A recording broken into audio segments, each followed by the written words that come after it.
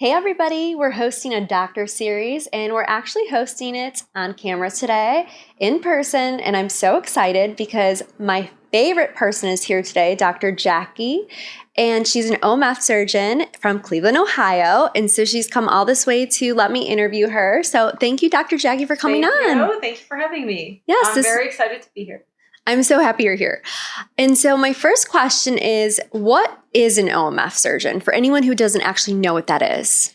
Sure, absolutely. So OMF stands for oral and maxillofacial surgeon, or oral and maxillofacial surgery.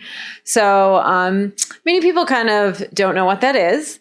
And so an oral and maxillofacial surgeon, as specialists, we call ourselves or consider ourselves specialists in anything in that region, like above the clavicles or above the shoulders, in the head, neck, oral cavity, the facial skeleton, basically jaw and reconstructive surgery. So we treat a number of different disease processes and just trauma and all kinds of different things in the facial region. Sometimes I kind of refer to us as orthopedists of the skull. So because we fix the facial bones just like orthopedic surgeons fix the long bones or any other bone in the body, really. So we kind of have a lot of the same principles as orthopedic surgeons. We just have a lot smaller plates and screws, as I like to say.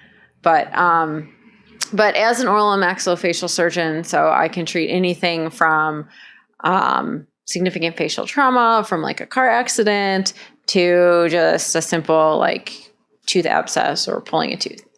Yeah, and so it sounds like for something like that, you would have to go to a lot of schooling. So tell me more about like what was involved in that to actually, become this type of a surgeon. Schooling is a big part of it, as you can imagine. So we're very, very unique. So to become an oral maxillofacial surgeon, I started out obviously with undergraduate and then went to dental school. So I completed dental school first. And oral maxillofacial surgery is technically or more commonly or more traditionally a dental specialty. So from dental school, that's when I decided to become an oral and maxillofacial surgeon. And as part of my residency training, I also then got accepted into medical school. So then I went to medical school. And then after completing medical school and kind of like alongside medical school, I was completing and did complete my oral maxillofacial surgery residency. So if you're looking at that in a timeline, just dental school is 4 years, and then medical school and residency was 6 years. So that's 10 years minimum, on top of undergraduate, obviously, and any other fellowships, because we have fellowships as well that you can, go into after you complete residency as well. So. Wow, that's a lot of schooling. It is a lot of schooling. It's funny when I talk about it because, like, looking back at it, it didn't feel like it was that long. Like, when I do the numbers, it was like 15, 16 years that I was, like, either in school or training or something like that. But it didn't feel that way. And so how did it feel when you finally became a surgeon after all I of was that? like, I didn't believe it. I was looking for other things to do. I'm like, I'm not ready.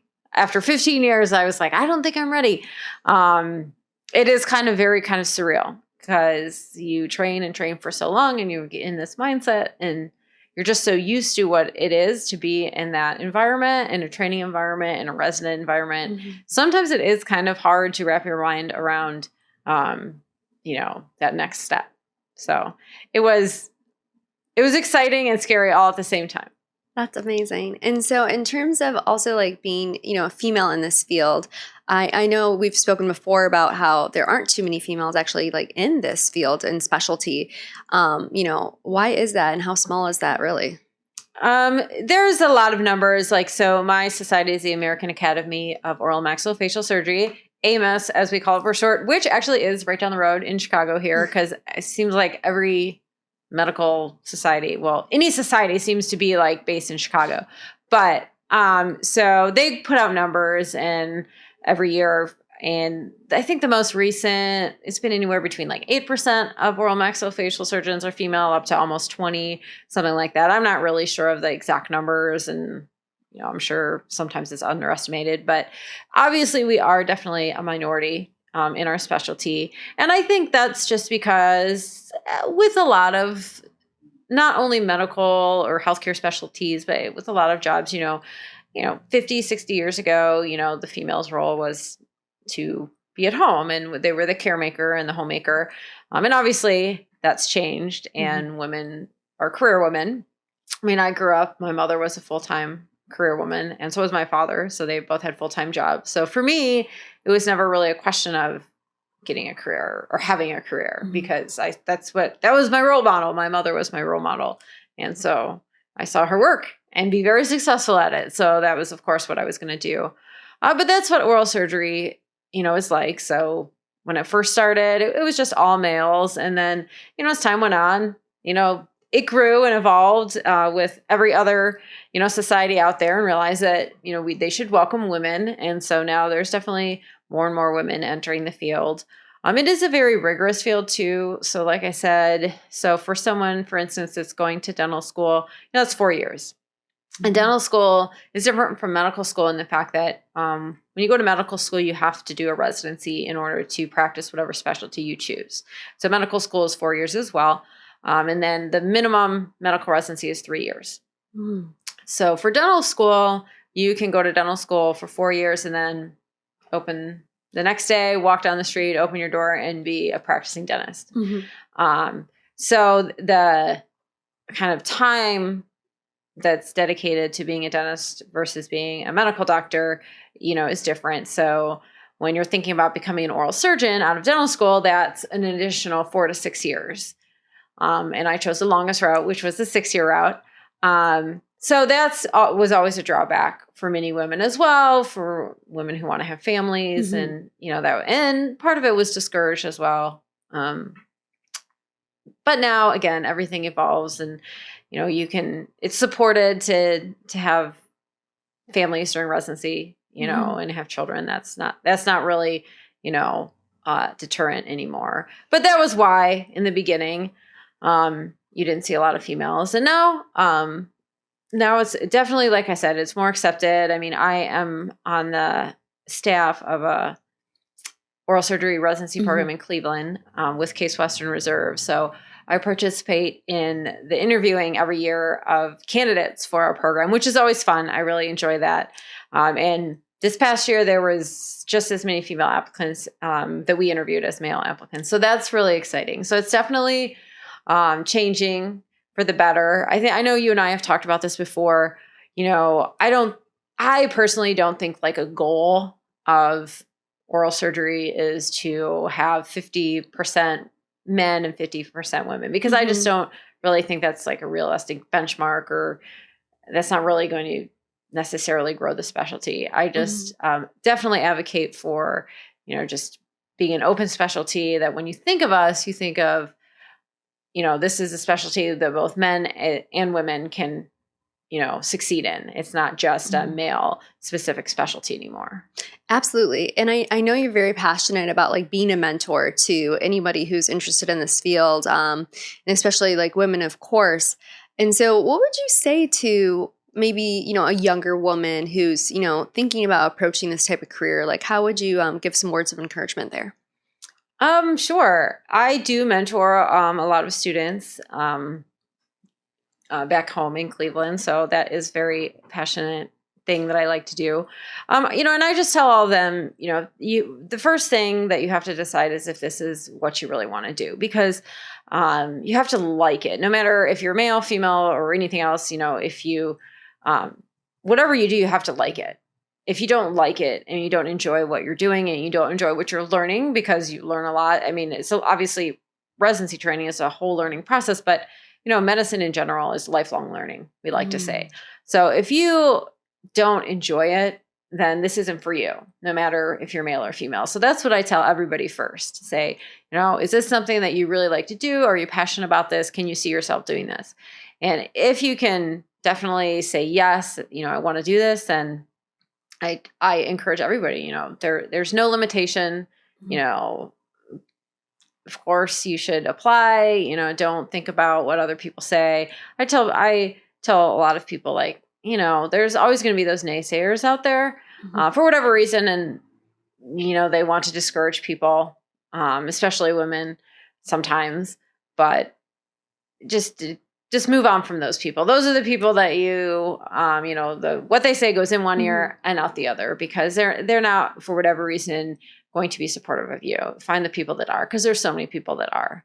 And most of the program directors and most of the programs out there, they seek females applicants. They seek the best applicants, not just, female or male, but they want the best applicants. And it's no longer, has to be a certain gender. So I encourage everybody to pursue it, and don't let the time commitment, kind of be a deterrent, because it's really not. It goes by in like a flash. I mean, I know that sounds crazy, but anybody in medicine, I'm sure, can relate to that. Like residency, when you start, you're like, oh my gosh, 3, 4, 7 years. And then you blink your eye and it's over. That's amazing. And I feel like that's great that you're just so passionate about, being a mentor and supporting, men or women, but specifically women to, kind of put themselves out there. Have you felt, you mentioned your mom was really like your role model, and she was always like working growing up, and it wasn't as common, back then probably. I know for me, my mom worked, and it wasn't common actually at all where I grew up. But I will say, how is she your mentor? Like, what do you feel that she's, taught you that's kind of you bring with you every day? Oh, my grit. My mom is I just watched her. So my mother was an educator, so she was in education. So my mom, grew up in like the 60s, 70s. And at that time, I mean, she's told me this, at that time, as a female, if you went to college, you either went to college to be a teacher or you went to college to be a nurse. Those were like, the two main career paths. So she chose the education path, and she started as a home economics teacher. And then she had my brother and I have one younger brother, and she took 2 years off. And then when she went back, she decided that she was going to further get more administrative certificates. So she became an administrator, and then she got her master's, and then she ultimately became a principal. So, and I just saw her, I mean, she was tough. I mean, she had to deal with a lot of, as a principal, as a leader, obviously you have a lot of responsibility on your shoulders, and you have a lot of people that are going to like you, and you have also a lot of people that are not going to like you. And I saw her, deal with that. It's funny now as adults, as we're both, adults now, and we talk. I mean, she tells me a little bit more about, this, you didn't know this because we didn't, want you kids to know how hard it was. But, I really had struggled with some people at work, clashes with personalities and different things, and different things that she had to do that she wasn't like happy about, that she was kind of like forced to do, like not in a bad way, but to get to a goal, well, you have to interview for this job to get this job. It didn't make sense, but she had to do it. So, but anyways, like I said, I just looked up to her, and I mean, she was there for me. It was never like a situation where I came home and like, I never saw my parents, or I never saw my mom, even though she worked full time. So, right. She just had grit, and she gave it to me. And she also just gave me the motivation. Like I said, it never crossed my mind that I was not going to go to college and, make a career for myself. I didn't ever know what it was right away, but, it definitely, because of her, that was what I wanted to do. And then you finally made your way back to Ohio. So how did that feel when that finally happened? Because we didn't kind of talk about that journey, because you weren't always, obviously working out of your home state. Correct. It felt good. First of all, to answer your question, it felt great to be back. And I came back when I was ready. It took 18 years, but after 18 years, I was ready to come back to Cleveland. I wanted to get out when I graduated college. So I went to college in Cleveland. And then when I graduated college, and that's when I went into dental school, I was ready to like spread my wings. So that's when I went to Boston University, got to live in the city. That was a big goal of mine. And then again, just residency, deciding to pursue oral surgery. The whole process is like a matching process. So you interview, and then you're rank these places, and then match day is like the big reveal. You get to see where you're going for the next 6 years of your life. And for me, that was Detroit. So for many years, kind of like my education kind of dictated where I was going and my different training and jobs. So, and I loved it. And for me, it was what I needed. I really, really cherish all the life experience that I learned learned and gained from living in a lot of different cities and meeting so many different people along the way. I feel like I really gained both education for my career, but also just life experiences. So, but after being away for 18 years, it's been fun to be back home. And there is something to be said about being able to contribute to your community that you grew up with. You know, when I talk to patients and I'm like, oh, where are you from? Oh, or what high school did you go to? I see a lot of patients who went to the same undergraduate university that I went to because it's in Cleveland. So it's close by. So that's fun. And I have a lot of family members, and my entire extended family is in Cleveland. So usually at least once a week, there's somebody who knows one of my family members. So, that's been really fun. And it feels just so much more kind of impactful to be able to give back to your community in some way. Absolutely. And in terms of just, actually your day-to-day when you are, in OR, like what is your day-to-day? Is every day different? So every day is a little bit different. You never know what's gonna walk through the door. But so my days as an oral surgeon, so I work 5 days a week, which is kind of, to some oral surgeons, that would be like unheard of, because a lot of oral surgeons, a full work week is 3.5 to 4 days a week, which I would like to achieve one day, which I can achieve one day when I'm ready. But right now I do work 5 days a week in some capacity. So, a lot of my time is spent in the outpatient office setting, clinic setting. So I see patients in clinic for consultations, minor procedures, outpatient clinic procedures, as well as like follow-ups and different things. And then, for the consultations, we basically decide whether or not these surgeries are outpatient office surgeries or if they have to go to the hospital, and then those are scheduled. So on average, I'm probably in the operating room at least one day a week. And then one day a week, I'm also, like I mentioned, I work with the residency program in Cleveland, Case Western Reserve University residency program. So that's been a really great experience for me. I really enjoy that. I never really thought that I would like, quote unquote, teaching. I never really thought that I was a great teacher. I still really don't, but I do feel that, it also makes me feel good to be able to help other people. I know I can still remember, it hasn't been that long, what it was like to be in their shoes. And you're just kind of like a deer in the headlights sometimes. You don't know what's going on. And you really get thrown to the fire. So it's nice to kind of be there for support and see these kids. They're not really kids, but these kids like grow over the course of like 4 or 5, 6 years. That's amazing. Any interesting stories to share about your kind of, I would say, interesting life that you have and career? I mean, there's always interesting stories. I mean, residency in and of itself was just a interesting time in life. I mean, I look back and I don't even know how I even survived it, because we would work, and the restrictions and different things have changed even since I graduated residency. So there's hours restrictions and different things like that. But we would work like 30 hours straight, and sometimes that would be not sleeping. If it was a really busy night, we wouldn't sleep. We'd be up all night, and then, then we'd go home and we'd just like crash for, all day. But then you get up 4 or 5 hours later and just be ready to do it all over again.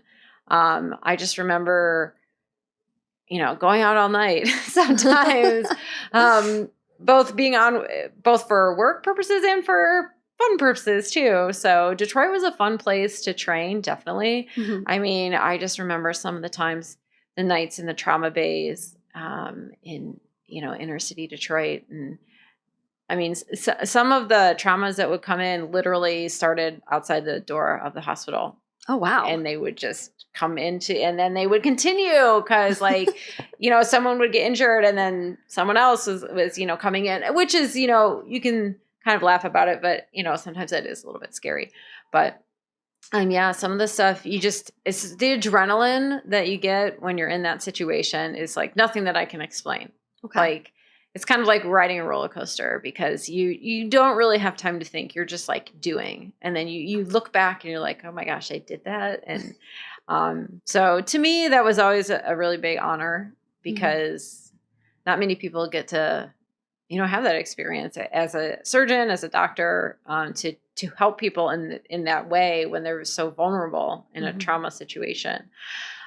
So that was always fun. I mean, and now I see traumas and I see a lot of trauma, but it's in a different capacity because, that's kind of like when you're a resident, then when you become an attending as it kind of like progresses along, you're not the ones necessarily, unless you're emergency room attending, you're not the ones like in the trenches, as we say, by the time I see them, they've been stabilized and they just have like their face like smashed in. And believe it or not, people can sit there with their face smashed in and not really be in too much discomfort. So, but then you fix it. But then we fix it, yes, and that's where the fun begins. And I fix it. That's amazing. Well, this has been great. I'm so happy that you were able to come out today and do the interview. If we want to find out more about you, I know you're super popular on Instagram. So why don't you tell us where we can find you? Of course, yes. Instagram has kind of been my social media passion. So it's at Dr. Jacci, and to spell out doctor. So DOCTOR Jacci, and that's JCCI, because that's how my mother spelled it. So, but that's the main place to find me online. And then she also has a website too. So we'll throw that up. Yes, thank you. Thanks so much for watching.